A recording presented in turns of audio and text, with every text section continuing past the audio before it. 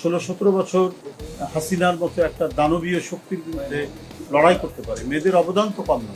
তাদের উপর চলেছে বর্বরচিত অত্যাচার, নিপীড়ন, নির্যাতন। নিঃসন্দেহে মহিলারা তো আর অত ব্যবসা বাণিজ্যের সাথে যুক্ত থাকে না। কেউ যদি ফেসবুকে কোনো স্বাধীন মতামত পেশ করেছেন, তাকে গভীর রাত্রে পুলিশ গ্রেপ্তার করে নিয়ে গেছে। এবং যারা অত্যন্ত সক্রিয় ছিলেন রাজপথে, তাদের উপর চলেছে বর্বরচিত অত্যাচার, নিপীড়ন, নির্যাতন এবং মিথ্যা মামলা দিয়ে মানে নিপীড়ন নির্যাতনের শেষ নেই। অব্যাহত গতিতে নিপীড়ন নির্যাতন তাদেরকে সহ্য করতে হয়েছে। যাই হোক, সেই সমস্ত আমি মনে করি দলের আন্দোলন সংগ্রামে যাদের ভূমিকা রয়েছে এবং যাদের দক্ষতা রয়েছে পার্লামেন্টে কথা বলার অত্যন্ত যুক্তি সহকারে, এবং সমাজে যাদের অত্যন্ত সুনাম আছে, তাদেরকেই নিশ্চয়ই দল বাছাই করবে বলে আমার দৃঢ় বিশ্বাস। আপনাদের সকলকে ধন্যবাদ জানাচ্ছি। আপনারা আজও যথারীতি আমাদের নির্বাচনী যে মনোনয়নপত্র বিতরণ এবং জমা দেওয়ার যে প্রক্রিয়াটি চলছে, সেটা নিতে পারে। এটা যারা যদি সে দলের আদর্শে বিশ্বাস করে এবং ওইভাবে যদি তার না থাকে, সে দলের ফর্ম নিতে পারে। সে ইন্টারভিউ বোর্ডে সেখানে সে তার কথা বলবে। এটা যারা বোর্ডে থাকবেন জ্যেষ্ঠ নেতৃবৃন্দ, তারা বিচার বিবেচনা খুব তাড়াতাড়ি হবে আশা করছি।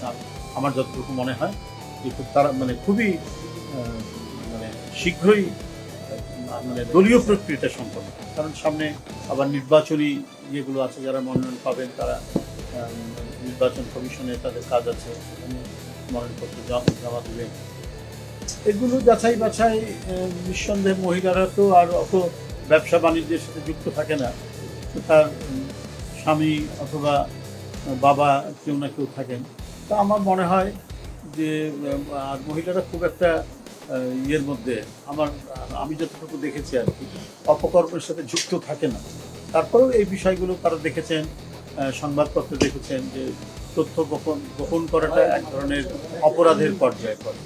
যে তথ্যগুলো চাওয়া হচ্ছে তারা সঠিকভাবে সেটা দেবেন আশা করছি। এবং সেই ক্ষেত্রে এটা তার ব্যক্তিগত, আমি বলেছি ব্যক্তিগত সুনাম তো এর মধ্যে পড়ে। তথ্য গোপন করলে তো তার সামাজিক সুনাম থাকবে না। তো সেই ক্ষেত্রে যা যথার্থ, যা সঠিক, যা সত্য, সেই তথ্যটাই তারা দেবেন বলে আমি মনে করি। আমরা এখন সংরক্ষিত আসনের যে দায়িত্বটা আমাদের উপর দেওয়া হচ্ছে, সেটা আমরা পালন করার চেষ্টা করছি। সেটা কোনো স্কোপ নয়। একটা দল তার শৃঙ্খলা, তার ডিসিপ্লিন এবং কিছু নীতি পদ্ধতির উপর পরিচালিত হয়। তো দলে যেটা সিদ্ধান্ত নেবেন ঊর্ধ্বতন নেতৃবৃন্দরা বা বোর্ড, তো সেই ক্ষেত্রে আমার মনে হয় কোনো অবকাশ নেই। এই কারণে যদি এই দল করতে হয়, তাহলে তাদেরকে অবশ্যই দলীয় শৃঙ্খলা এবং দলের যে রীতিনীতি যেগুলো আছে সেগুলোকে মান্য করেই করবে। যারা 16-17 বছর হাসিনার মতো একটা দানবীয় শক্তির বিরুদ্ধে লড়াই করতে পারে, মেয়েদের অবদান তো কম না, বিশাল অবদান তাদের রয়েছে। বিশেষ করে আমাদের জাতীয়তাবাদী মহিলা দল বা আমাদের যত মহিলা নেত্রী আছে, যারা এই অবদান রাখতে পারে, এত ত্যাগ স্বীকার করতে পারে, তারা কি পেল না পেল এর উপরে ভিত্তি করে তারা কোনো দলীয় বিশৃঙ্খলা করবে, এটা আমি বিশ্বাস করি।